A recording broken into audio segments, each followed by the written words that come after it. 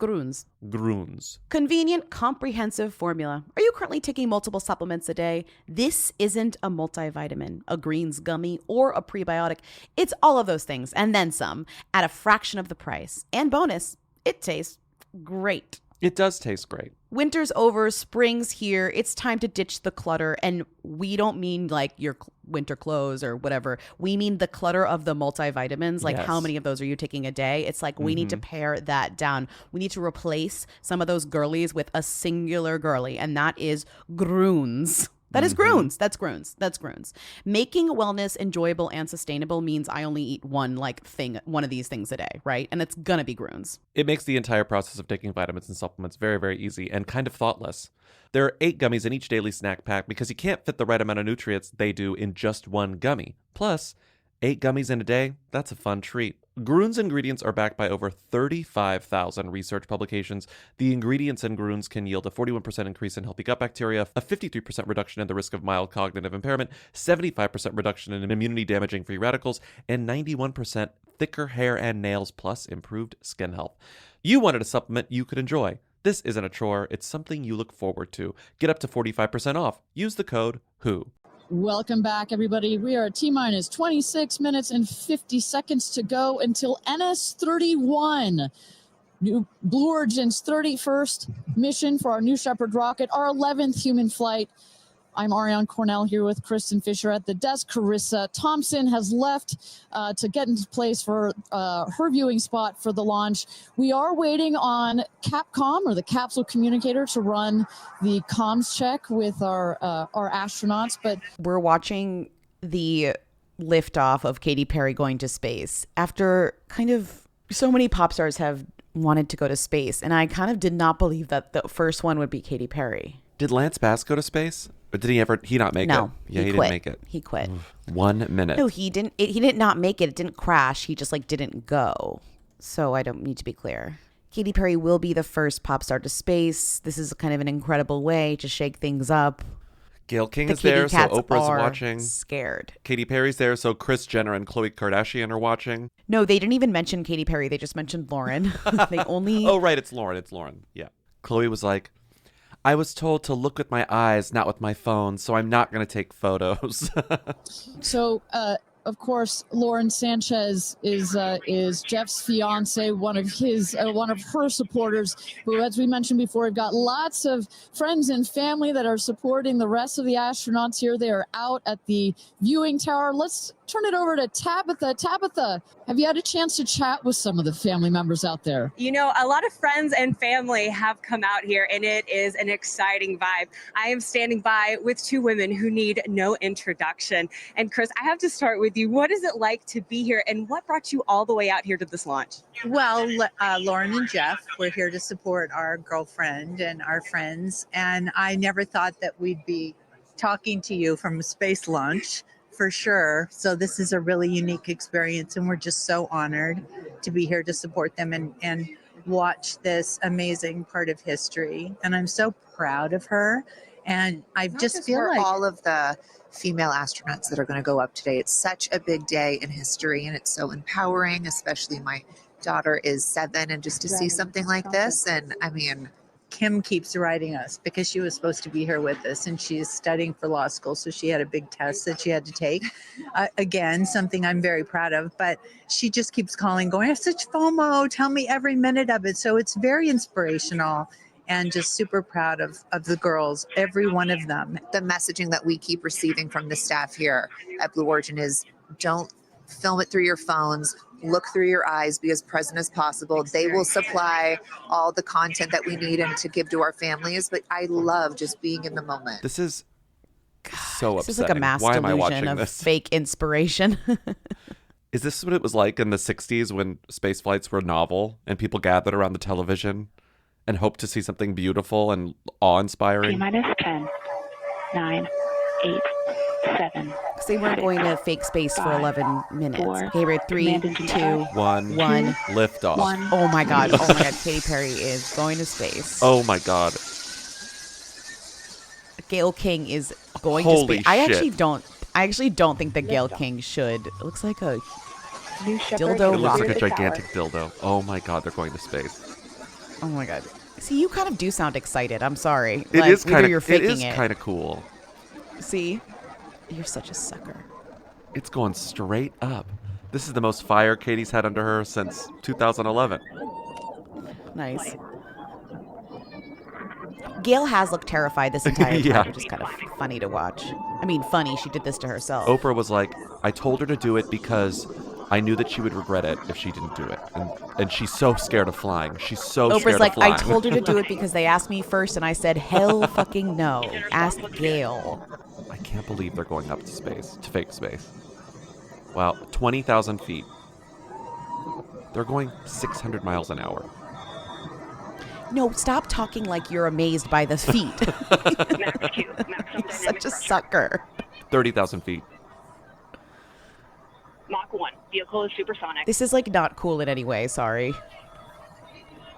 Engine back up to full throttle. Supersonic. We have passed through max Q. Oprah looks so excited. Maximum dynamic pressure. That's when the vehicle, the stresses between the atmosphere and the speed are at their maximum. So to punch through that is so important. You see the BE3 engines is firing beautifully. You see the stream of steam behind it. Those ladies right now are having an incredible view on their way to space. Passing through 80,000 feet, 1,300 miles per hour. They're going to peak at about 2,300 miles an hour over. Katy Perry said she was going to reveal her Lifetime's tour set list from space. I'm going to be bringing a daisy, a real-life daisy from the Earth to remind us that, you know, the Earth is very precious. I'm also launching a tour on April 23rd in Mexico, and I'll be on tour for the rest of the year. And I think it would be pretty cool to reveal my set list for that tour in space. I can't believe Katy Perry is floating in space right now. She's unfurling a little piece of paper that has the track list for the tour. For the tour. And the two craft is separated. They're 330,000 feet up in the air. 328,000 feet, 100 kilometers. Welcome to space, Welcome to ladies, space, or shall I ladies. say, Or astronauts. as I shall say, The moon! astronauts. You guys, I will have to tell you, look at the moon. Look. Oh my Oh, God. we can hear them. my That's God. them. Oh my God. Oh, I can hear Katy Perry, Katy Perry saying, saying, oh my God. look at the moon, look at the moon. I love you, Okay, but like they have to come back. I'm a little bit nervous. Okay, they are coming back. Look, They're descending. falling. They're descending. And Katy Perry did say that she was going to sing in space. I'm waiting for it. Waiting for it. Oh no, don't make her They're sing. making Don't Katy make her Perry sing in sing. space. 1 This is minute awful. warning.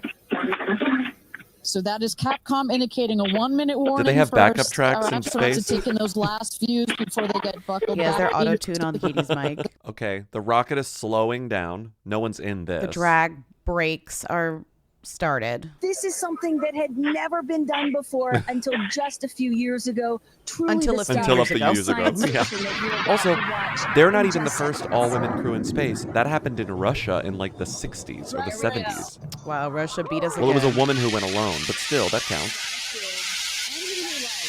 Oh my God, it's landing. Oh my God, it's landing. It landed. The rocket landed. It landed. Oh my What's God. that? That's the capsule where the girlies are. Oh my God. The girlies are in there. They're not even landed I yet. think Oh my God, I parachutes are thought going to... they Yeah, were parachutes landing. just popped. There Parachutes goes just the popped. parachutes. Just free falling right there until Look at those the drugs Katie's came out. screaming. And then next will be the main parachutes that get pulled out. No, it's No, that's Katy Perry screaming. Hear that screaming inside the capsule? And all three Wow, All three parachutes they did it. parachutes moving, have and they will deployed. slowly inflate. Somebody's taking a photo, which they told you not to do. This is- They told slowing you the to pay capsule attention. to This is the end of nice, Apollo smooth 13. 10, 15 miles Katy Perry's an about hour. to hopefully land successfully They're on the floor. cruising back home. And you will see a puff of smoke when it touches down, a puff of dust. That should be yes. That's normal. A puff of dust last can't believe that. You will millisecond. see a puff of dust when they Air- launch. air When they pressure land, will there'll be a kick up puff the of dust. dust. They It's a said, don't very worry. soft, There'll be a soft puff of landing dust. despite the sporty. Oh my God, that is a big God, puff of that's dust. a huge puff of dust. Tristan just Okay, saw. I'm turning this off. Oh my God, Lauren, I want to cry just seeing you. I'm so proud of this crew. Like, I mean, Gail, we were just talking in the capsule. doesn't even have ear piercings. She's so afraid to do anything. And she got in that capsule. And I think, like, seeing Jeff before I left, I just went, I had to come back. I mean, we're getting married. If I didn't come back, that would be a bummer for me. Only you, by the way, would say this to me. You said, Jeff, if you don't want to marry me, you don't have to send me to space. Don't have to send me to space. Okay. They did it. Okay. I'm thrilled. You will dream it. They want to know. Hey. Hey. Come on. Hey. I want to be famous. Welcome to Who Weekly, the podcast where you'll learn everything you need to know about the celebrities you don't. I'm Bobby Finger. I'm in space. And speaking of Kris Jenner. And wait, hold on. I'm back. Yeah. Speaking of Kris Jenner, I was reading Star Magazine this week. And like the actual print Star Magazine. And there was some gossip that I only saw in the print version and not online of exclusive Ilaria saying that she wants to make sure that The Baldwins is a hit and that she wants the show to keep going. And so she's sad that the viewers are leaving. And so she's been talking to Kris Jenner about how to make the show more successful. She wants like a Kardashian show empire. It said, quote. Has she seen the show? It said, quote. Kris was blunt and told Ilaria that there needs to be more passion between her and Alec because she needs to stop snapping at him. That's turning people off. She also told her to be more likable by smiling more and showing Alec some love and respect. She did not do any of that. I don't believe that. Sorry. Oh my God. Her and Caitlyn were at each other's throats like half the show. Yes, what is she talking about? It's true. Like what? Caitlyn used to live in the garage and Kris would be like, Caitlyn, and Caitlyn would be like, I don't want to come to dinner. I hate the whole you. show. I hate you so much. Yes. I did watch some picture-in-picture. I had the Blue Origin stream happening while I watched The Baldwins this morning. I think it's the finale. How was the... It was the finale, I believe. Really? Yeah, it was episode 8. And you weren't able to tell? Because it ended with a blooper reel, and it ended with Alec being like, I don't know if I want to act again. I don't know what I want for the rest of my life. And they're back in the city after being in the Hamptons. Okay. Yeah. Send Ilaria to space. We can end this Baldwin segment and this space trip segment and talk about the other biggest thing that happened this weekend, which was Coachella. Campers trying to get into the Coachella festival grounds are calling the process a nightmare. Yeah, some campers say they've been in line for more than 8 hours. Ooh. They say without access to water or restrooms. They say in the past it had only taken up to 2 hours to get in. Yes, it is Coachella weekend, and we weren't there, nor would we ever want to be there, not even for weekend 2. I always hate that Coachella's 2 weekends. Me too. It's like so anticlimactic because you're kind of like, okay, well, everything happened at Coachella week 1, time to move on. And it's like, no, we're doing it again, kids. Like, it's the same thing again. Vanessa Hudgens was not at Coachella week 1. And she didn't. She wasn't there last year either.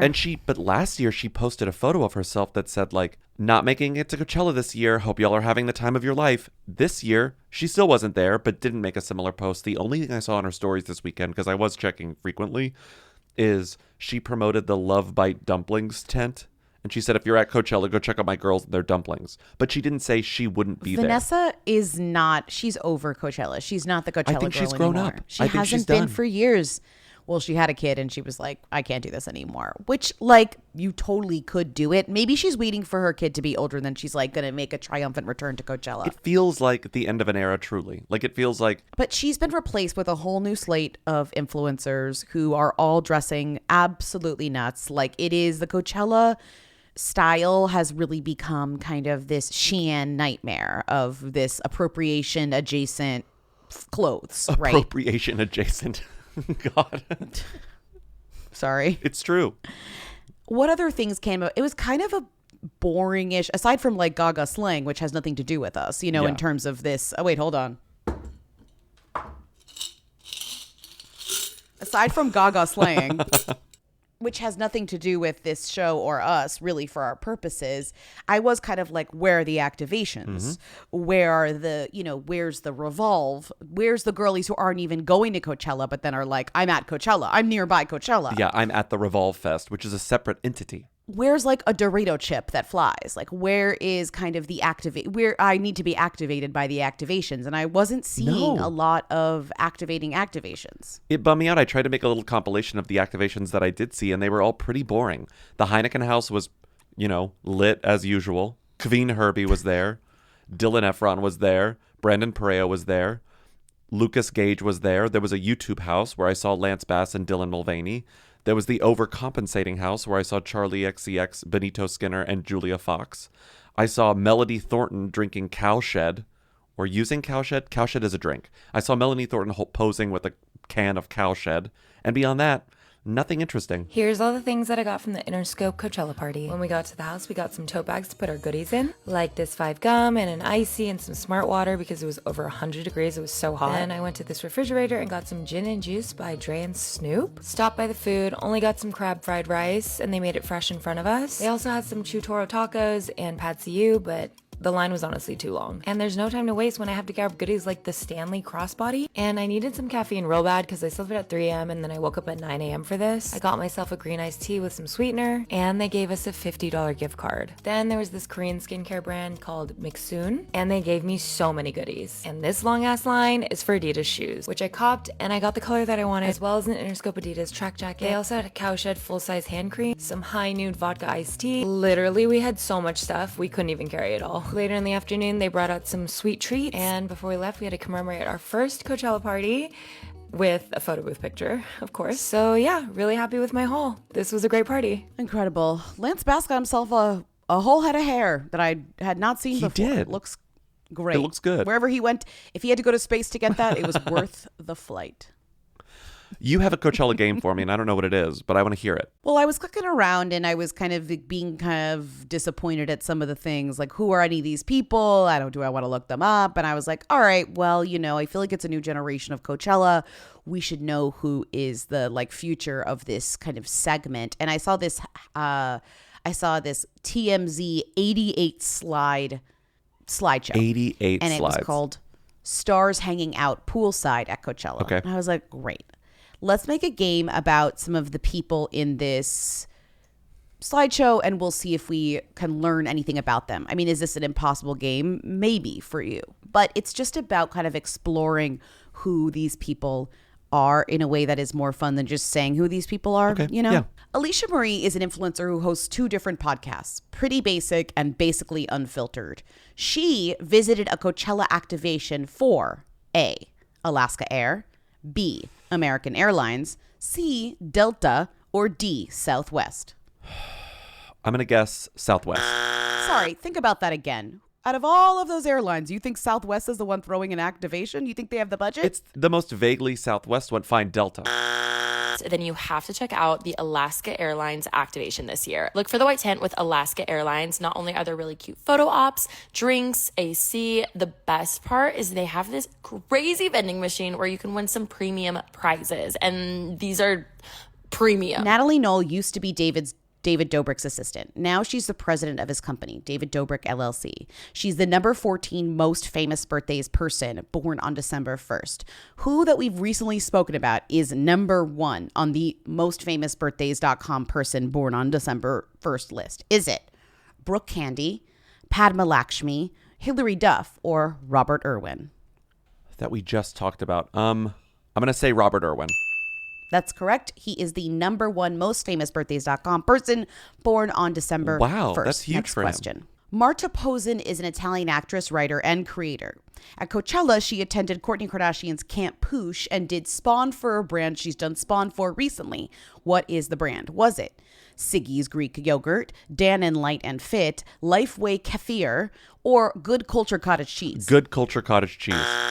That is incorrect. It's Lifeway Kefir. She posted, close. love the Nara Ziza Wellness from Scratch smoothie now available at Erewhon. It's made with Lifeway grass-fed organic plain kefir. It is so creamy and yummy. Go try it. Hashtag Lifeway loves your guts. Hashtag love your guts. Wow, Nara has a smoothie at Erewhon. That's good. Hi, I'm Nara Smith, and I'm here at Erewhon, and today we're making my Wellness from Scratch smoothie. Millie Court is a reality TV star who was once horrifically attacked by a jellyfish during a different festival getaway in Australia after ignoring the warning signs.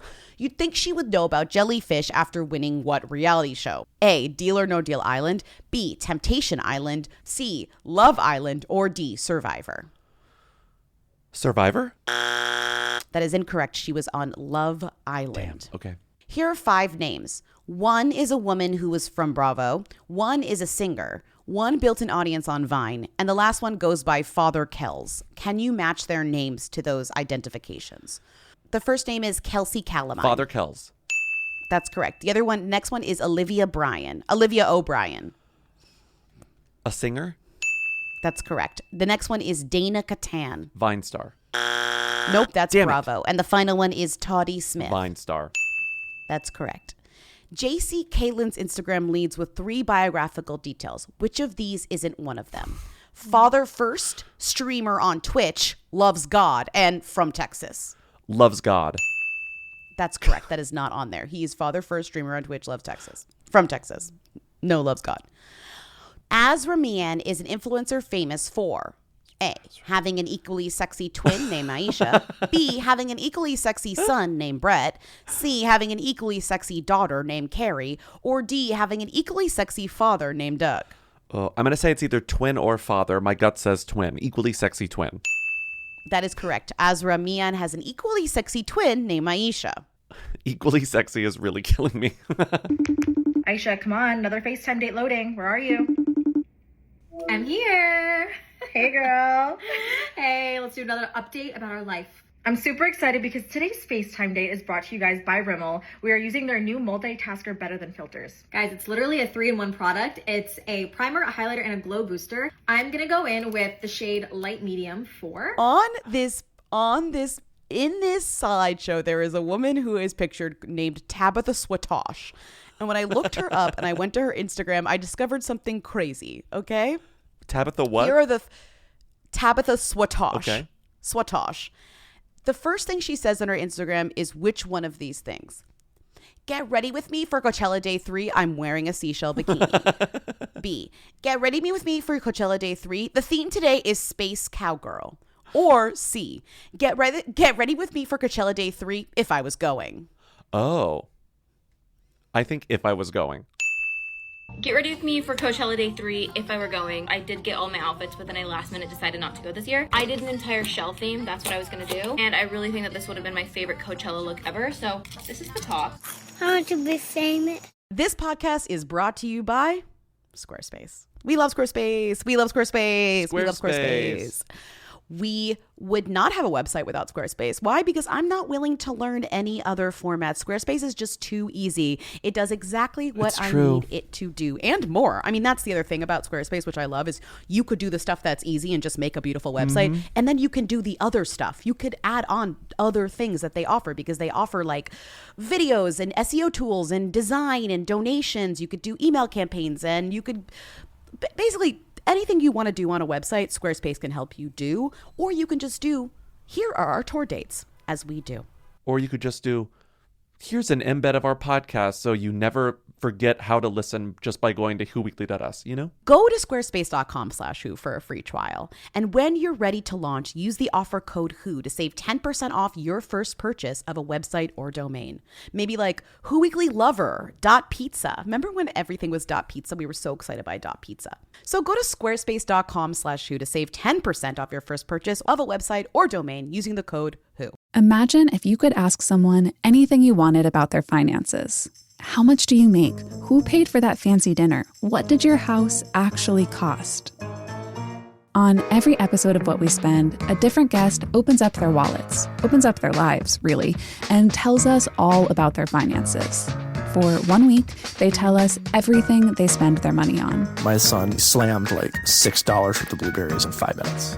This is a podcast about all the ways money comes into our lives and then leaves again, which of course we all have a lot of feelings about. I really want these things. I want to own a house. I want to have a child. But this morning I really wanted a coffee. Because whatever you are buying or not buying or saving or spending, at the end of the day, money is always about more than your balance. I'm Courtney Harrell, and this is What We Spend. Listen to and follow What We Spend, an Odyssey original podcast. Available now wherever you get your podcasts. Spring is in the air. Know what's not in the air? Litter box stink. That's because I use Pretty Litter. It obliterates odors so I can enjoy all the wonderful scents of spring that aren't, disgusting cat smells. Because Pretty Litter sucks up all that odor and makes it so guests who come to your house have no idea that you got a cat there until they see it. And then they're like, ugh, I had no idea because it smells like spring in here. Confirm or deny, does my apartment smell like spring or cats? It smells like spring. Thank It smells like you. spring. I know you have a cat, but I would never know unless I saw him. Pretty Litter's non-clumping formula traps odor and moisture. It's ultra absorbent, it's lightweight, low dust, and 1 6-pound bag works for up to a month. Pretty Litter also gives me peace of mind because it changes color to indicate early signs of potential illnesses in my cat, like urinary tract infections, kidney issues, and more. This is especially helpful if you have an elder cat, a senior cat that might be in an age where they're getting a little sick more often and you want to know what's wrong with them. And since Pretty Litter ships free to my door, I never run out. I don't have huge kitty litter bags taking up space in my little apartment, and I don't have to go out into the cold and lug those huge tubs from the store back to my apartment. Pretty Litter helps keep my house smelling fresh and clean. Try it and you'll love it. Go to prettylitter.com/who to save 20% on your first order and get a free cat toy. That's prettylitter.com/who to save 20% on your first order and get a free cat toy. prettylitter.com/who. Terms and conditions apply. See site for details.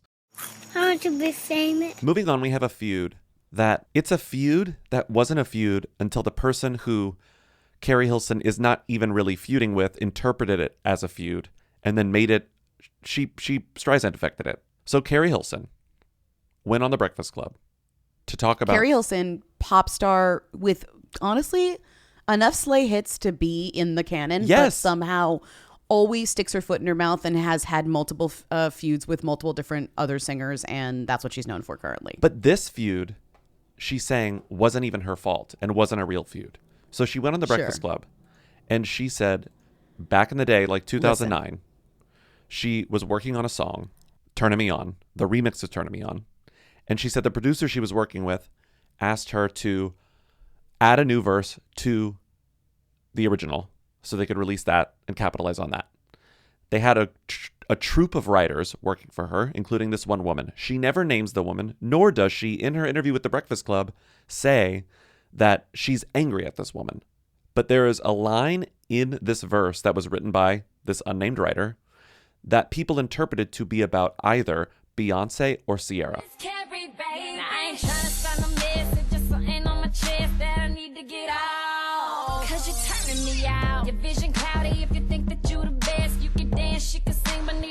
Don't do it to him, she need to go have some baby. She need to sit down. She fake the mother chicks ain't even worth my time to talk about. Been had dollars, boy. Go and get your money up. No, you ain't. So when the song came out, some people said, wow, Carrie Hilson is like feuding with Beyonce and Ciara. She's starting shit. There's a whole line about like, to the left, like you can't dance, you can't sing. So it was like, it's one of these two other women. She never wanted to record it, she claims. She was basically forced to by her producers. She was like, I was young, I was naive, I was nervous. They said they were going to torpedo my career if I didn't record this verse. But she never names the writer who did it. It's a regret. It's a regret, but not in the way that people would think, because that's a song that I actually didn't write. Those are not my words. I was on tour. Polo wanted me to do a remix to Turnin' Me On. Mm-hmm. He had produced the record, and I wasn't, because I was on tour with Lil Wayne, I wasn't able to like lay anything down. He had been on me for a couple of weeks about we need to do a remix. Okay, so I take off. It wasn't happening quick enough for him. I take off. We fly in. He had another writer in our camp at the time. He had her write this. So he played it for me like, this is the remix. But I come into the studio and he plays me this verse. And I'm like, automatically, I'm like, I'm not saying that. Mm-hmm. That was my position. So I tried to fight him on it. And it was quite forceful. In an executive artist way? Yeah, in an executive artist way only. Mm-hmm. And kind of threatening my career in a sense, in a real sense. Like, you're not coming, because my album wasn't out yet. So it was like, you're not coming out if you don't do this. The mistake that I made was not continuing to fight. People were sort of like putting the pieces together in the comments when it was posted on the Shade Room. And they said, I think this was Esther Dean, and they tagged her. And then at one point, Esther responded to someone who wrote, the writer was definitely Esther Dean. And Esther said, and did. It was a hit. Then people said, well, that's kind of rude of you, Esther Dean, to just like delight in the fact that you kind of were one factor in maybe ruining Carrie Hilson's momentum in 2009. And she's saying, like, shamelessly, it was a hit, who cares? So after that, she apologizes on her own Instagram in a piece, in an apology that she ultimately deleted. It said, I submitted a lot of verses for that remix. One got picked, and it was co-written by Carrie. Looking back, it was childish and didn't age well. I see how it hurt people, especially women, and I take full accountability. I've worked with and supported many women since, but that doesn't erase the moment. I'm sorry for my part in it. Growth is real, and so is this apology. That apology by Esther was then shared on the Shade Room. Carrie Hilson commented within the Shade Room comments and said, personally, I don't think this is our fight to have. I've respected you on this matter for 16 years and attempted to do that again yesterday while finally expressing the truth. Meaning, I didn't even name you, and I said I wasn't even mad at you, right? She was not mad at her in that interview. And then she goes, but by the way, you wrote it, not me. I rewrote lines you wrote, but the lines that people got mad at, you wrote. So please stop saying that we co-wrote this together because people are mad at the stuff that you wrote. Then Esther, I think, got shamed into releasing a actual apology on her grid and not just posting it, pinning it, titled Open Letter from Esther Dean.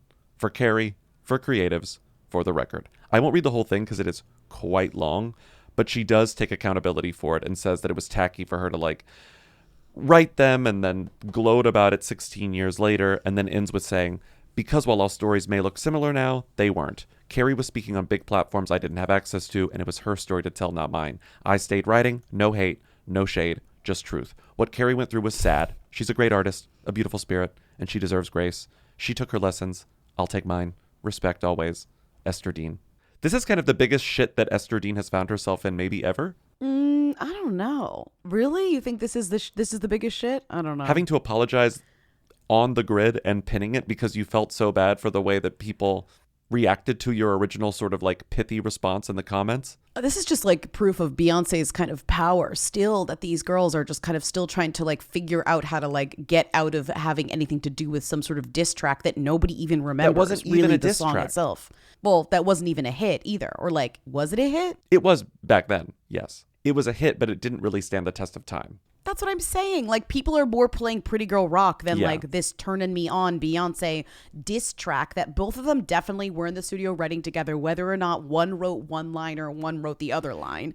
Take responsibility. Now they're fighting with each other. Well, Carrie Hilson's like, I'm never going to get a song from Esther Dean again anyways, so might as well just like go after her. Well, the thing about the video that also kind of annoys me is that Carrie, if anything, in her interview, isn't complaining about the unnamed writer at all. She's complaining about the men producers. She's complaining about the men who pressured her to release it and then leaked the songs to radio where it became a hit afterwards.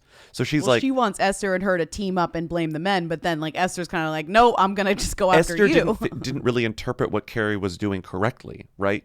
Carrie was like, these men were bad. I was taken advantage of as a young woman. And Esther's like, whatever, we got a hit out of it. Who cares? And then ultimately had to apologize for it. Both of them are so like living in the Kia factory or whatever. The Kia asylum. Brought her back the Range Rover. Let that man keep that Range Rover, girl. After I watched what's your sentence for her? Electric chair. Oh shit! God damn it. Moving on.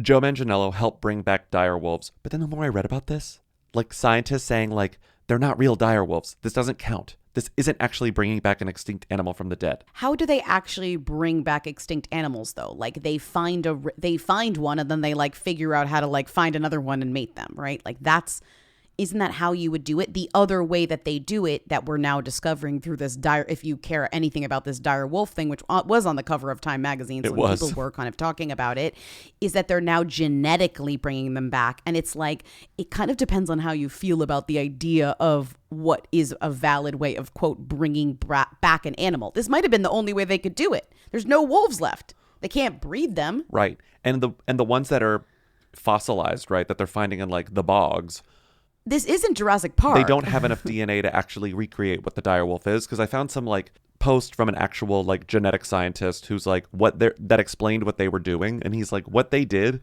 they sort of like they took genes out of existing wolves and sort of like they tried to basically reverse engineer what a dire wolf was based on genes that exist currently, because they couldn't use the DNA from the wolves that they could find like fossilized. So they were like, they basically guessed. They filled in the blanks, so to speak, but a lot of scientists say this isn't actually what a dire wolf was. It's just sort of like a reverse engineered version of what a dire wolf could have been. I mean, plenty of dog owners love to like spray paint their dogs green. That doesn't make them kind of like a green dog, right. You know? So Colossal Biosciences, which is the company that, quote, brought back dire wolves, said that they did this, but a lot of other scientists are like, what you're doing isn't actually bringing back direwolves. You did create That's something boring. new. How did Joe Manganiello get involved? Joe Manganiello got involved. My first thought was, oh, right, he was on Game of Thrones. There were direwolves in Game of Thrones. No, he was on another HBO show. He was on True Blood, where he played a werewolf. Because Colossal Biosciences reached out to him because he's kind of a nerd, he likes Dungeons and Dragons, and he played a werewolf on TV. So they said, do you want to help us promote this situation? I don't know that he's actually an investor in there, but he's on the board of advisors. I've had a lifelong obsession with biology and genetics. It's a bit of a hobby of mine. I wouldn't say that out loud. Because of that obsession, mixed with the fact that, yes, I played a werewolf for many years, I was contacted by Ben Lamb at Colossal. So basically, Ben Lamb was like, I'm a big True Blood fan. Sookie! Sookie, where are you at? Oh, thank you for coming. I was checking the woods out back one more time. There's no sign of him. How can Eric be running around in the daylight? It's a long, strange story. I'll tell you on the way. Sookie. Sorry. I wasn't thinking. I can't tell you how much I appreciate this. You'd help me if I needed you. I sure would. And let's get the guy that plays the werewolf. He's not the most iconic guy that's played a werewolf, though. Maybe he's one of the more famous, but what's his face from Taylor Lautner is probably the more famous werewolf. And what about that most recent movie that no one saw? Who played the werewolf in that? The guy from Girls. Charlie? Yeah. And what about Amy Adams? She just played a dog. You're not going to call Amy Adams and ask her to come talk about the dire wolves? I would have been more intrigued by that. If Amy Adams had shown up and been like, as someone who just played a dog, I have a lot of... As Night Bitch. I'm just saying, it's just kind of random to bring back a guy who I guess is pretty famous-y, although I would say Joe Manganiello is still a who, to be as someone who's played a werewolf, I care so much about these dire wolves, but then also kind of famously a nerd. You know the thing about Joe Manganiello that I think is I just can't think of many other examples of it. Joe Manganiello, who I like, really, his fame level. He isn't anything wrong. His who, them fame level, he was never a them, but his who status really went down when he dumped Sofia Vergara. Of course. Sofia was propping him up. Yes. And the I moment agree. they broke up, agree. Joe, I think, lost so much cachet. That's why he had to team up with the Dire Wolf Yes. Project, because he was like, I need more I love that they named these dire wolves Romulus, Remus, okay, get it, they founded Rome, and Khaleesi. Just in case it wasn't hugely embarrassing before. Romulus, Remus, and Khaleesi.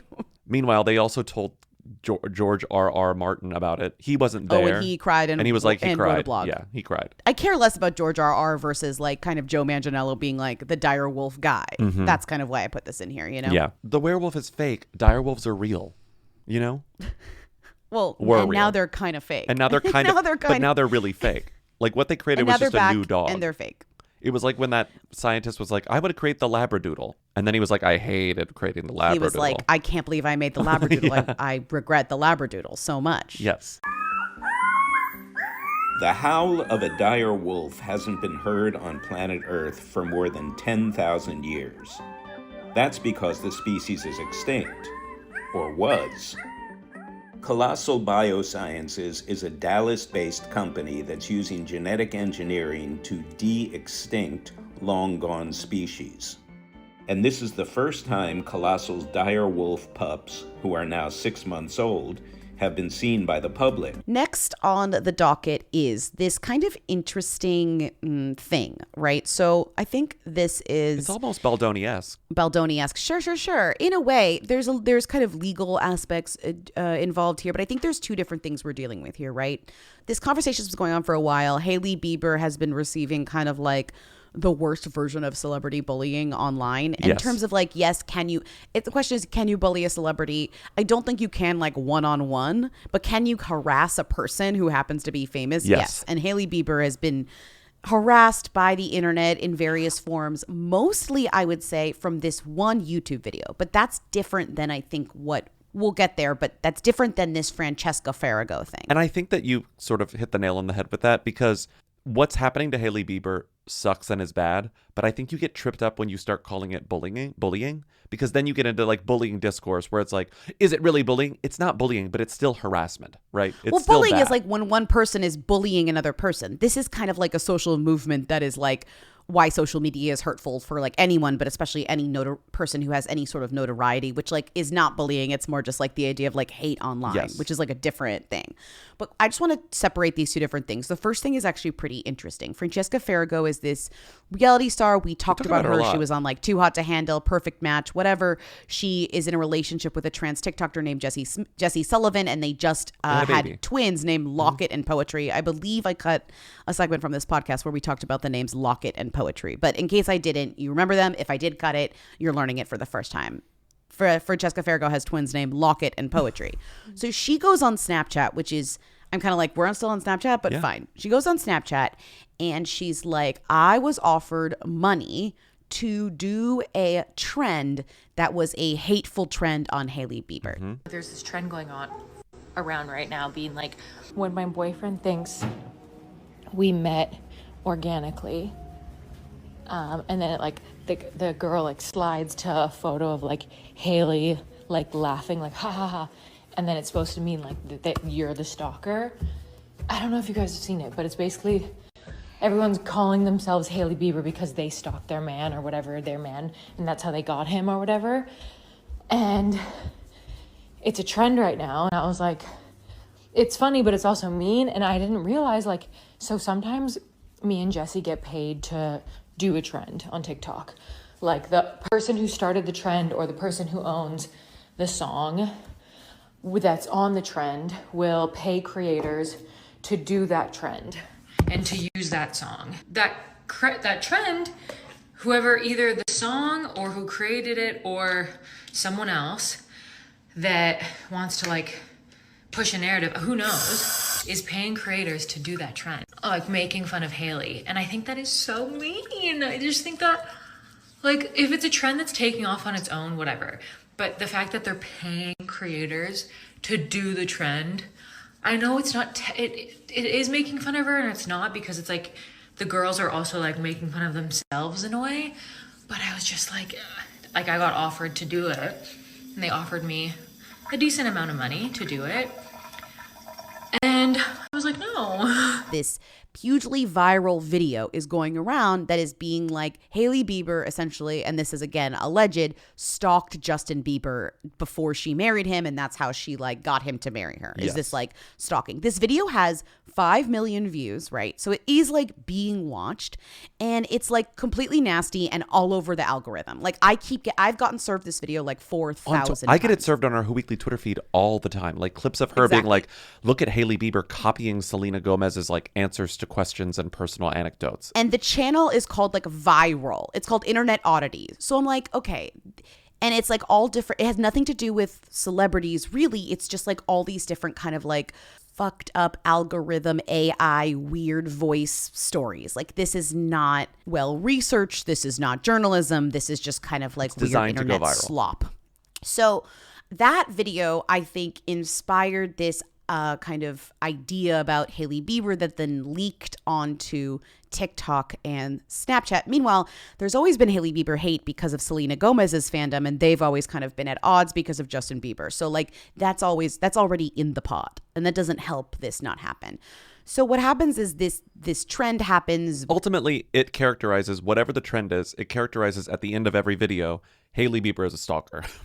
Like that's always the punchline. And I think what's happening is that so Francesca Farrago was like, we were offered money to do this specific trend. Mm-hmm. And I think and then it kind of implies there's some sort of like conspiracy or whatever. And yes, like it's a marketplace. Anyone can pay anyone to promote anything. And I think that's the issue here, where it's not necessarily this big conspiracy. It's just the idea that you can literally pay as a creator of music, or as if you want to make a dance happen or whatever trend you want to keep, there's basically an internal system where you can offer it to influencers to do for a price. Mm-hmm. So Snapchat and TikTok and Instagram, I don't know who has it, but they all have some sort of this thing where they are monetizing the idea of doing a trend, right? Mm-hmm. And making it go viral because they're offering that as a product to people. If you want to make this song go viral and there's a trend involved, we can literally pay influencers to do the trend. Yes. Okay. So I think what ended up happening here is like maybe I'm being a little bit naive, but I don't really think, I think it's more likely that the trend was in the Hailey Bieber trend was in the marketplace and was being offered to them to do for a fee to pay them alongside many other things, and not necessarily as some sort of conspiracy theory or whatever. And the reason why that trend was happening actually is more fucked up because of this viral fucked up video that's on YouTube. So that I think is the part that's a little bit like more intentional versus the kind of marketplace of it all, which I think is less intentional. Yeah. And we don't really know, even in all the TMZ reporting, like there's reporting on the fact that she's allegedly, seemingly, maybe not hired, but reached out to, I think is the language they used, reached out to a lawyer who is the person who helps Cardi B successfully like win a defamation lawsuit against Tasha K like years ago. So, but she's reaching out to sue the video creator. Yes. Not the viral TikTok. You can't sue a viral TikTok. Does that make sense? Like you can't, like I don't think you can sue a viral TikTok meme. Well, but you can try and get a video taken down. You can sue a video creator for defamation. And so even in this reporting, we don't know who she's necessarily trying to target, which person, which entity, which company, which corporation, whatever. We just know that she's like in talks with the lawyer who's good at this sort of stuff to figure out what her legal options are. Because, well, specifically a lawyer who went after a YouTuber. So like I think Hailey Bieber is like, I want this video taken down. This video is defamation. It's causing this like ripple effect of now it's trending on Instagram, now, of me being seen as this stalker or whatever. And now it's trending on TikTok or Snapchat or whatever. So she's like, I need to get the video down. The video was briefly taken down as a pinned content as a pinned comment at the top says. The video was briefly taken down due to a false copyright claim against an original composition we created. We've provided proof of ownership to YouTube and it's now been reinstated. So she's like maybe kind of going around the back trying to get this video off. And now it's kind of like, all right, I'm going to take it to court. I'm going to actually contact Lisa Moore, who had such success with Tasha K and Cardi B and actually got money. Cardi B made money, yeah. This all feels very like first stage. Well, I'm just waiting for an actual lawsuit, you know? Like we don't have an actual lawsuit. We don't even actually have proof that she hired her, just that they're talking. Sure, but I guess what I find interesting about it is that it's like this anonymous account kind of that is creating that is in a certain realm of vlogging. That's kind of like something that, or like the gossip accounts, they all kind of look and sound like this. It's not just a person doing gossip on like Tasha K. Yeah. No, it's more of kind of like almost a fake documentary. It's literally, they're literally created so that they sound and look like these documentaries that are well done because people in their brain are like, it's a documentary. It must be real. There must be research. And so then it's, whatever. So anyways, we probably won't update you on this, but I did find it interesting that Hailey Bieber was kind of going after this YouTuber while Francesca Farrago was like, can you believe that they're paying influencers to do this mean viral trend? Which was sort of shocking. I should have known that was a thing that could happen, but like now we have her saying like, I got offered money to be mean to Hailey Bieber and I turned it down. And I think that's fucked up. Right. Makes you look good. Yeah, it does make her look really good. Did Justin ever ask his ex to help put an end to the harassment her fans put you through? I do not stand for women tearing women down. Please, for me, know that that's not my heart. She doesn't owe me anything. I respect her a lot. If that was something that she felt was necessary, then that would be amazing. I don't like seeing people be disrespectful or rude to other people, so please don't do that. There's a very long history there, and it's not my relationship. It has nothing to do with me, so I respect that a lot. I want to be famous. Summer's coming. You know what that means? Hot mattress, hot sleep, sweaty sleep. Oh, you're so I right. can't. It means uncomfortable, tossing, turning. You need my mattress to be working with me, not against me. And that's why, I am nervous about it, but I know that I'll be okay because I have a Helix. And that thing does not get me sweaty, does not get me hot. It does not. It does not. Keeps me cool in the summer. I've slept through multiple winters on that mattress and multiple summers on that mattress. Multiple. I'm years hot now. in the winter. I'm cold in the summer. It feels great. I love my mattress. It fits your body. It's made for you. You took the Helix quiz so many eons ago and you were given this mattress that is perfect for you. I feel the same way. I'm a stomach/side sleeper, and it kind of mattresses can be tough for me. So it's like I need the perfect mattress to sort of like get my body, my like bony body into like the right perfect little placement. If I'm not on a Helix, it's not happening. I'm so used to it because it's so perfect and made just for me. So go to helixsleep.com/who for 20% off site-wide. That's helixsleep.com/who for 20% off site-wide. helixsleep.com/who. Quince ads. I love Quince. I love that it's getting cool. I love that I can go back to my Quince shorts. I love that I can go back to my Quince short sleeve button downs, you know? Oh my God, we're in a new Quince season. We were wearing Quince sweaters. Now we're going to wear Quince shorts. This is incredible. What I'm also going to wear are my Quince linen pants. When you travel, you're going to pack it too. You're going to take those Quince clothes to go when you go on your little trip, and you're going to open your suitcase. Spring travel. Like, incredible. I got all my I do have a Quince. little trip planned for the spring, so that is going to be fun. My European linen styles from $30, my washable silk tops, and my comfy lounge sets. All Quince items are priced 50 to 80% less than similar brands. By partnering directly with top factories, Quince cuts out the cost of the middleman and passes the savings on to us, meaning me, Lindsay, you, all of you. Yay. And Quince only works with factories that use safe, ethical, and responsible manufacturing practices and premium fabrics and finishes. We love that. For your next trip, treat yourself to the luxe upgrades you deserve from Quince. Go to quince.com/who for 365-day returns plus free shipping on your order. That's QUINCE.com/who to get free shipping and 365-day returns. Quince.com/who. Location, the lab. Quentin only has 24 hours to sell his car. Is that even possible? He goes to Carvana.com.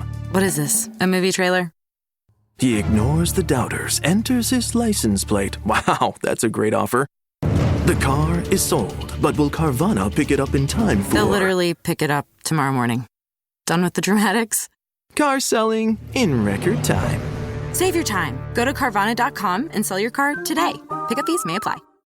I want to be famous. We haven't talked about Jessica Capshaw in a while. A sort of low-level Nepo baby. I think we've talked about her once. Oh, Kate Capshaw's daughter, Jessica Capshaw. Kate Capshaw's daughter, Steven Spielberg's stepdaughter. It's not the children that Kate Capshaw had with Steven Spielberg. It's the children that she had with her ex. I think Robert Capshaw was his name. But when she was 15, she became Steven Spielberg's stepdaughter. She now... Destry's half-sister. She is famous, a soap most actress. famously known for being on... Well, she's been on Grey's Anatomy for a long time. Okay. Long time. And she has been making the rounds in the interviews saying that she auditioned for Leslie Bibb's role in White Lotus, and while she didn't get it, she's going to keep auditioning for White Lotus as much as she possibly can. She's like, I want to be on that fucking show, and I better be on it next season or season 5 or season 6, whenever. I just want to be on that fucking show.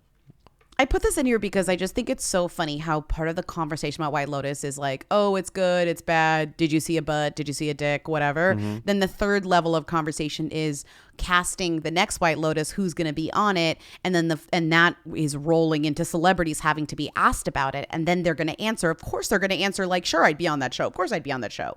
And then you have some celebrities being like, I actually auditioned for that show, and I will continue to audition for that show. So then it's just this funny thing where like you're going behind the scenes so fast of something that I don't care about, and actually kind of makes people look a little bit bad. Yeah. But White Lotus is one of those shows that like inspires this kind of like annoying BTS nothing of celebrity reporting. Yeah. And she says, I auditioned 3 times for Grey's until I got it. It took me 3 auditions. So I will keep auditioning for this show. Like, okay, good. Good luck. Great. I hope you get on White Lotus. I hope she does too. She's not iconic enough. No, sorry. She isn't. Like, it's not iconic. I mean, Destry would be kind of iconic, but Destry doesn't act. Destry wants to be a director like her father. That's true. But Destry could direct an episode. Mike directs them all. Okay, well, maybe Mike is going to let Destry do something because she's a Spielberg. You never know. You never know. Which is the most iconic Spielberg adjacent person to be in White Lotus? I think it would be... Kate Capshaw is... it should be Kate Capshaw. It should be Kate. It should be Kate Capshaw. But I don't think she wants to act. Kate Capshaw? But she's kind of coming back. She's kind of showing up. She's kind of like, I'll do it. That would be the most iconic Spielberg adjacent person, for sure. Right? Yeah. Okay, I agree. It's definitely Kate. Sorry, your mom. Nobody wants Jessica. They want Kate. It would be hilarious if Mike just hired her instead of her daughter. Wear your jewels to bed, princess?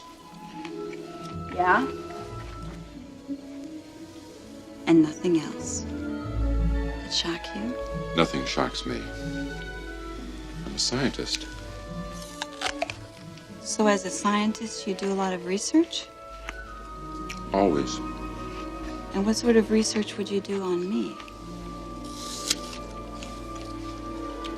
Nocturnal activities. You mean like what sort of cream I put on my face at night? What position I like to sleep in? Mating customs. Love rituals? Primitive sexual practices. So you're an authority in that area? Years. Moving on, Brandon Sklenar, who I do feel like is very up and coming in a way where we're going to be talking about him more often very soon. I just like can sense it. He has like minimal juice for sure. But he has juice. Yeah, the juice and it is just there. needs to be kind of like zhuzhed up with like a little bit like a smoothie or something. But he has the juice. He needs more ingredients like Erewhon. Yeah. And not only is he kind of funny via this little moment, but also he dealt with and survived the nightmare that was It Ends With Us press junket shit or press junket, the scandal. He came out of that looking fine. Looking in more ways than one. Completely looking unscathed. Looking forgotten even to the point where he could have said something or done something in kind of an attention-getting manner that would have maybe backfired or maybe would have helped. And you could say, well, all press is good press. And I would have said, not in this scenario. But he decided to say, like, I'm not going to say anything at all. I'm going to do a Jenny Slate right here and stay out of the fray and pray that my natural charisma like will raise me. And I don't need this bullshit. Which is really smart. Yeah, he came out on the other end completely unscathed. And now he's promoting a new, this is so annoying though, because he's promoting a new movie with, Sydney Sweeney. Of course, Sydney Sweeney. And, you know, they're being so silly, they're being so flirty, whatever, everyone's so used to it. And people are calling him Bargain Basement Glenn Sydney Powell. Sweeney. And it's like, it's not for any reason other than the fact that he's doing promotion with Sydney Sweeney. No, exactly. And in the comments where someone called him Bargain Basement Glenn Powell, they said Walmart Glenn Powell, actually. He responded, "Who doesn't love a bargain?" Which made me laugh out loud. That's pretty good. But don't you think this has nothing to do with him and more to the fact where when Sydney Sweeney promotes a movie, she does the same shit with the male co-star. Like, why fix what I'm isn't saying, broken? like, it has nothing to do with these men. It has everything to do with Sydney. I think Sydney knows what works, and Sydney is kind of like, you know what? Can you just pick me up and throw me around? I'll do a little smile. We'll get this thing moving. Don't you worry. Like, don't you worry, Amanda Seyfried, who is also in this movie and kind of doing not this promo. Sydney is going to pick up the slack and just like be a big flirt. It works. She's a producer first, you know? She's always thinking about the bottom line. And so he's been on It Ends With Us, we said, but he's also on one of the Tyler Sheridan shows, which is huge. He's in 1923, the one with like Helen Mirren, the one that's like the prequel to Yellowstone. Yeah, so he's secretly so famous amongst like the other bubble of kind of culture that we're not in. Like, it's like we would be like, who is this guy again? Oh, he's from It All Ends With Us or whatever. Yeah. But then like you meet someone else out and they're like, no, he's like one of the stars of the biggest shows on television. Yes. And you're like, okay. My parents love 1923. Which is Do funny. they? It's the Yellowstone prequel. My mom goes, I said to them on the phone recently, I was like, don't you watch Yellowstone? And my mom was kind of offended. She was like, no, we don't watch Yellowstone. No. And I was like, I thought you watched the thing with Helen. And she's like, oh, no, we watched 1923. We love 1923. I was like, it's the Yellowstone universe. That counts. She has no idea. We don't watch Yellowstone. It's funny to not watch Yellowstone, but then to watch the Yellowstone prequel. Yeah. Okay. We don't watch that. Asshole. He does have a girlfriend. He did meet her on Hinge during COVID, kind of a hot era to use Hinge. That's so nice. And so I don't know if Sydney Sweeney is going to be able to break them up, although she may try. She may try. But she would say, even if I don't break you up, it would be good for business if people thought that I broke you up. You know, because again, she's a producer. But what's kind of great is people in the comments are so Glenn Powell pilled that they're like, oh, what will Glenn think? Like, Glenn's going to be so jealous. I'm like, wow, you guys like fell for it in such a deep, like, I mean, we also felt, I was going to say, I'm part of you guys. It's the TJ and Amy Engagement Watch. It's the TJ and Amy Engagement Watch. Again, I only saw this in print. I didn't see this on the internet. But while I was reading my Star magazine, I saw this little corner. Why were you reading Star? What inspired you to pick up Star? I felt like the news was pretty like light this weekend. So when that happens, I just start reading the print tabloids to see if there's like new stuff. And there was new stuff, including this little corner of the page, a little quarter page call out. It said, TJ and Amy's wedding bummer. And I didn't see this anywhere else. After 2+ years of dating, Amy Robach and TJ Holmes are now dreaming of a big splashy wedding in the Hamptons. But a source claims the former GMA hosts are in for a big letdown. I love this. It's so rude. Basically, the story is They want all these high-profile A-list guests to come, but none of the A-list guests want to come. It says, quote, "They want a high-flying wedding that will show the world they're still mixing with the cream of society," says a source. They wanted to invite Martha Stewart and friends from Good Morning America and friends from Broadway and Hollywood. But the truth is, they're not well regarded in those circles. They've been acting like big celebs, but they're two people who cheated on their spouses and got caught. A lot of folks are rolling their eyes at the way they've conducted themselves, so they're going to have trouble getting the guests they want at their wedding. Wait, no, Isn't that I'll crazy? Go. I'll attend. It's like so randomly mean. Where it's like, go. They want Martha Stewart to come, but she doesn't want to come. It's also crazy that they've moved on from being like, Amy will never get TJ to marry her or whatever, to being like, she will get him to marry her, but their wedding will be bad because there'll be no celebrities will be there. That is so bleak. Sorry. That's so, but I feel sad for them. I'm so team Amy and TJ. Like, I'll go to your wedding. I'll go. The headline, TJ and Amy's wedding bummer. And the subhead is, headed for disaster. TJ and Amy want big name guests, but it's not in the cards. It's not in the cards. It's so rude. It's so mean. They hate them. They hate their asses so much. Just like, it's not fair. It's ridiculous. That was your TJ and Amy engagement watch. So moving on, this is kind of funny to me because I didn't know that Gleb and Brooks Nader were still dating, like when they broke up for the fourth time. They've broken up like 8 times.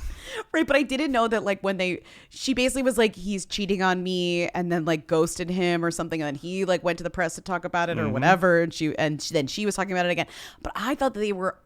I didn't realize they made it this long. Oh, yeah. Like, if this is the last time they're breaking up, I did not realize that we were still in a living in a Gleb Brooks world. Mm-hmm. A Brooks Gleb. And we're Brooks unlucky Nader, to be living in it. Savchenko. I'll say that much. I mean, never forget, like, he has a full other family. Not at the same time he has, I think they know that this is now happening, but like, he has a full ex-wife and multiple kids that he, I think, maybe left to be like, I'm dating Brooks Nader now, off and on, for not that long, but longer than I thought. Yeah. And so she did the classic thing where, I actually hate this so much, and I can't believe we're still doing it. Well, she's the queen of this, where though. She does this every time. The statement isn't a quote from her. The statement is something that she lip-synced to. It's a TikTok sound. So she lip-synced to a TikTok sound which is not Brooks Nader's voice, another voice that says... To people's credit, their headline is implies. Right. Brooks Nader implies Gleb Savchenko cheated on her. Implies. Because it's a TikTok sound that she's lip syncing to, which says, if you go away for a few days and he's not fucking strong enough in his own mind to keep his dick in his fucking pants, well, then he can fuck off anyway. So that is implying but that's that she's not cheating. Her saying that. That's just she's like not saying it. She's lip syncing someone else saying it, which is what drives me fucking up the wall. So she's implying... This was actually a TMZ implying People was less journalistic for some reason. They wrote, Brooks Nader dumps Gleb Savchenko, claims he cheated on her exclusive source. What's the exclusive source? And then... According to a source, Nader, 28, suspects that the pro dancer, 41, had cheated on her and called things off over the weekend. He posted a TikTok 2 days ago with like the glasses guy from the Olympics, Steven, whatever... No, not the glasses guy from the Olympics. And they're lip syncing the pommel horse guy is still going on. Lip syncing to a sound where you're talking about your ex and how you're moving on to the next. So he's doing the same fucking thing as Brooke. I mean, since then he's posted like many TikToks. I hate this. The Steven guy was on their season of Dancing with the Stars, which is like why they're all still friends. And so that was also sort of, I was like, is this just old footage that he's repurposing? Because that was months and months and months ago. I really like Brooks Nader. I want her to thrive. She's like a good who. She's like fun. She's like out there. She's being obnoxious. She doesn't care. Gleb Savchenko, I don't like him. No. I want him out. We're done with him. Move on to the next. Do something else. Don't care. You got to get away from Gleb. It's toxic. No one cares about Dancing with the Stars anymore, especially your season. Like we need to just move on. Yeah. And we need to move on too, because Tori Spelling appears to reignite romance with hunky CEO amid fears of, quote, dying alone. Oh my God. Oh my God. His name is Ryan Kramer. I don't even know when they were together the first time, but I'm just happy to see Tori with a man in love, if that's the case. I put it in here. They were first spotted like making out in 2023. So they're spotted on the red carpet. And the reason we have this amid fears of dying alone is because last week on her podcast, she got a podcast. She said she started crying. I was like, who did she say this to? And she started crying about this to Aubrey O'Day, of all people. Yeah, on her own podcast. You're kind of like, where do you get this weird quote about not wanting to die alone? And it's like clearly from the podcast. Misspelling that is she hosts. one of the most cursed podcasts that we have, I think. I just feel like because Dean, her ex, has like this new young girlfriend, I'm just like, fuck him. Like Tori, I want Tori to have like a CEO man on her arm. Exactly. What he's a CEO of, I'll never know. It's like an and I advertising don't care. agency. Yeah. One of my favorite freaky couples, Emma Corrin and Rami Malek, have broken up, which is so sad. Rami Malek and Emma Corrin dated for 2 years. They haven't been spotted together in a while. The match my freak of this couple I was love them off both. the chain. Off the chain. And they got together after he was in Bohemian Rhapsody. They saw that movie and they said, I'm going to fuck that guy. That's the most crazy thing you could think after seeing Bohemian Rhapsody. That's the freakiest thing I've ever seen in my entire life, Bohemian Rhapsody. So fucking freaky. Also, Rami followed up this relationship from the one he had with Lucy Boynton, who's basically like a ghost. Talk about a freak show. A ghost and Rami Malek. So I do feel like he really like leveled up. Like, who's next? You know, like what next? What's the next freaky person that Rami Malek will? And I mean freak, like kind of in an endearing term. Oh, like, yeah. Will Rami Malek find? God, who's another freaky person that Rami Malek could date? But I think the reason this came out is because people are probing Rami Malek's personal life more than normal this week because his movie Why? came out, The Amateur, the one that I think nobody saw. Well, also Emma Corrin is in the new Black Mirror. Oh, yeah. And Emma Corrin is also in Frankenstein. And Emma Corrin is always playing kind of like either an old Hollywood star, Someone who's or like a damsel in distress. A damsel in distress. You know, someone who is very distressed. Yeah. And Emma Corrin was just cast in the new Pride and Prejudice. Wait, who are they going to play? And they're playing, obviously, Elizabeth Bennet. Wow, I didn't realize that. Against your fave, My Jack number Lowden. one And it's kind fave. of like, well, Jack Lowden, okay, fine, a less obvious, well, still pretty obvious, but more of an exciting cast. Casting Emma Corrin in a Pride and Prejudice is like, all right, so Emma's great. I'm pooping in the morning. That's normal. I'm on schedule. You know, like, that's not surprising. I can't wait for you to finally understand how great Jack Lowden is since you refuse to watch Slow Horses. Well, I will be not paying attention to Emma Corrin, I'll tell you that, because I just feel like Emma Corrin is the most obvious cast for Elizabeth Bennet. Emma Corrin has the thing that you say about like so many actors, how they have iPhone face. Emma Corrin does not have iPhone face. Emma Corrin can exist in any era. Any era. And I think when they're casting stuff like that, when they're casting things that are outside of kind of our normal time, Emma Corrin's name is always on the top of that list. They're like, if you can get Emma Corrin, you should go for them because they will slay in this they will slay as this person from the 18th century or the 17th century or the 16th century. But remember, Emma Corrin was in Murder at the End of the World playing like a very contemporary like hacker person. Sure, well that's true. And they slayed. You shave their head and they can do whatever. 1960, 1860, 1660. Call Emma Corrin. Call Emma Corrin. This is a great 1-2 punch. I love finding out that someone's divorced before I find out that they're married. Toni Braxton and Birdman's relationship is like one of the most confusing but old things. Like, they have been off and on and off Decades and on of for so many years now. Yeah, I didn't even know that. So you're saying that these two have been off and on forever, like publicly, got married privately last year. No one knew, and now last August, they're not getting long ago. divorced. We only know this because they're getting divorced. I love, and I'm going to quote TMZ because I love the way they write sometimes. Now, here comes the shocker. We know that's when they got married because the wedding date is mentioned in the divorce docs Tony filed 2 weeks later. They got married on August 8th, and the date of separation is August 10th. My question is, why can you be secretly married but not secretly divorced?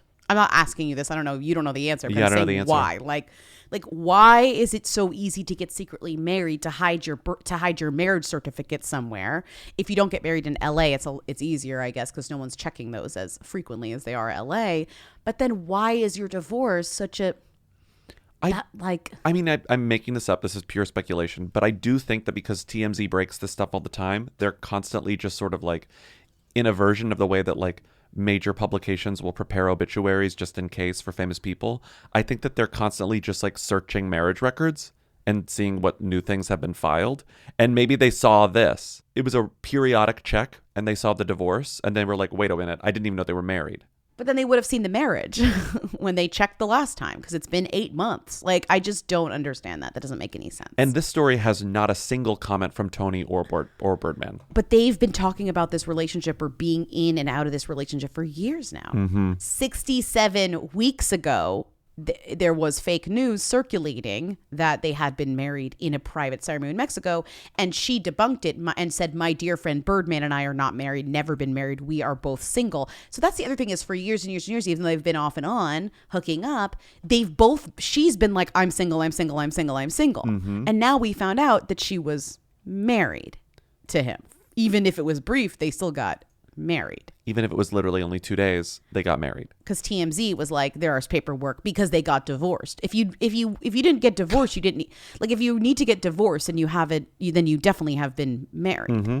They've seen the docs. Sorry, that sounds absolutely insane. You get what I'm saying? I get what you're saying. There's no need for divorce if you weren't married. Louis Tomlinson of One Direction is dating a Love Islander. But kind of a post-Love Island Love Islander. One of the ones that has kind of made it to the other side because she does a lot of weird other shit. She was on Made in Chelsea, The X Factor, I don't know, a lot of other stuff. Love in the Flesh, Strictly Come Dancing. She's been off the island of the Purgatory Island for a while now, doing like weird other stuff. Purgatory Island.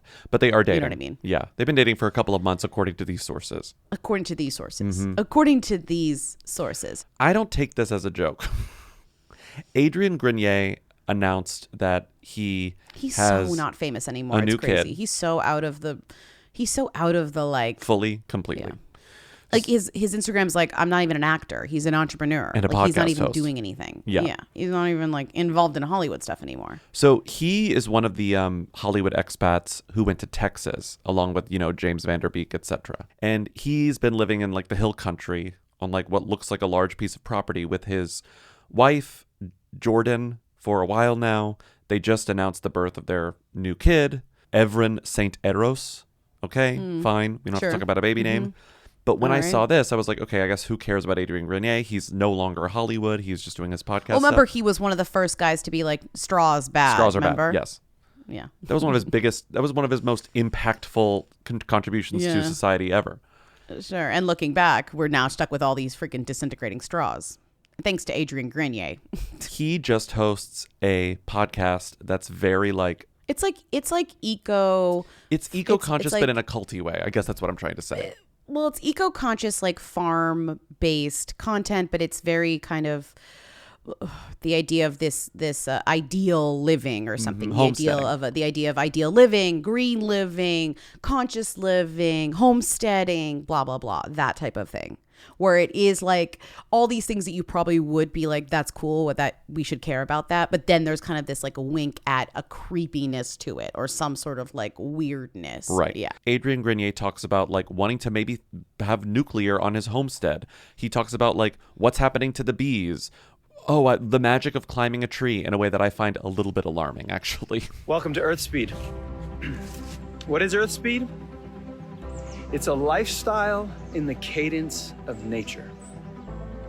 In this series, I will be bringing you stories from the land, sharing how I moved my life from the big city in Hollywood, jet setting around the world, to land here in Texas in order to be closer to nature. Now, I want to share everything I learned with you, challenges and triumphs, as I stumble my way through learning how to farm, homestead, tackle new survival skills, build a community, prepare for the unknown and the future, and just try and be a better human. Well, I think what's hard is like, as an actor, he's already so intense. So it's like when you take upon this new identity, you just like remain intense and you just get like even weirder and more intense or whatever. Yeah. I also think for him being kind of an ingenue and then playing an ingenue on TV, I think it totally fucked up his internal kind of celebrity scale. And that's why he had to go so far off of it. Yeah, because I think he never spun away. He played the most famous actor in Hollywood on television while not ever becoming the most famous actor in Hollywood, and that might be a little brain breaking. Sure, but I don't mean even that. I mean in the more of a nice way. He became a pretty big star, is what I'm saying. Like, he became more famous than he wanted and was playing somebody trapped in that reality as well. And now he's abandoned the fame kind of altogether and is like, I'm just an eco-conscious podcast host who's living in Austin with my family. So I think he just like denied all of that. Yeah. Pushed back on all of that. Let's move on to Rita. What was she wearing? Where was she seen? She posted what on Instagram? She's the Who Queen. Tens of people want to know all about the number one Who. Lindsay, Bobby, tell us now. What's Rita Ora up to? Who is this woman? Rita's dates for Kylie have begun. She performed in America opening for Kylie. I got her set list. She wore a wedding dress on stage.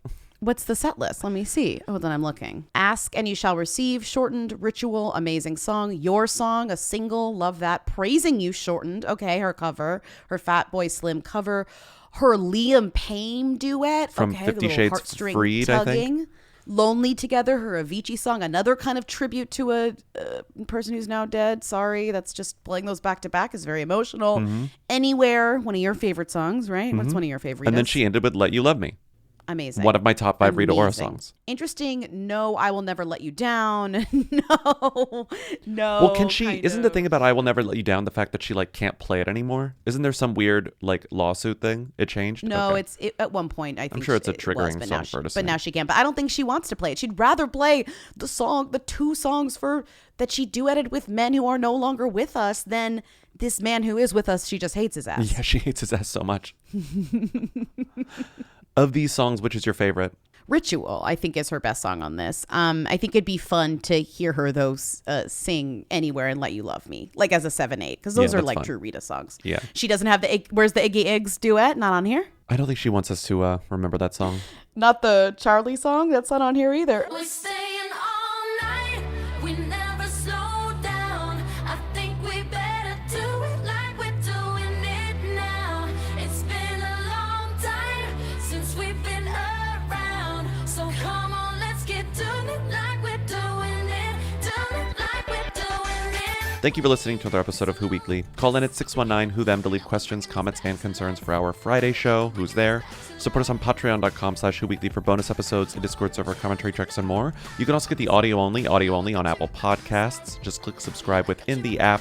Thank you to Katy and Eric of the Who's for providing our Rita theme song on Tuesday. Thank you to Timmy, our research and editorial assistant, for researching and editorializing. We'll see you on Friday. Bye. Bye.